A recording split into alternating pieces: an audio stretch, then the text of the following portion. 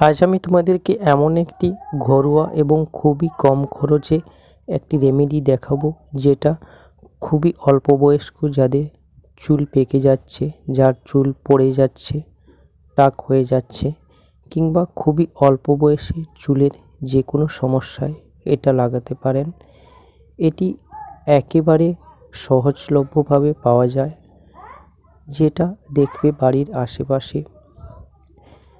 এই পাতাটি কেশুদা পাতা নামে, আর তার সঙ্গে পেঁয়াজ, এই দুটোকে সুন্দর করে পেস্ট করে এর থেকে রস বের করে এটিকে ব্যবহার করা যায় চুলে।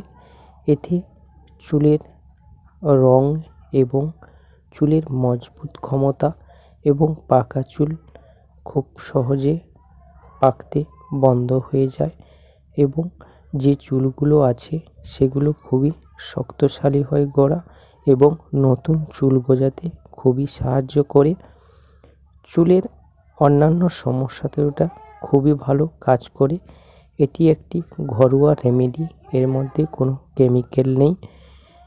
এতে অত্যন্ত বেশি পরিমাণে মেলানিন থাকে, যেটা চুলকে লম্বা করতে এবং চুলের ঘনত্ব বজায় রাখতে খুবই সাহায্য করে। চুলে সুন্দরভাবে লাগিয়ে দাও, দেখবে উপকার পাবে। ভিডিওটি কেমন লাগলো নিশ্চয়ই কমেন্ট করবে, এবং ভালো লাগলে অন্যান্যদের জানার স্বার্থে শেয়ার করে দেবে। ভালো থাকবে, সুস্থ থাকবে, টাটা।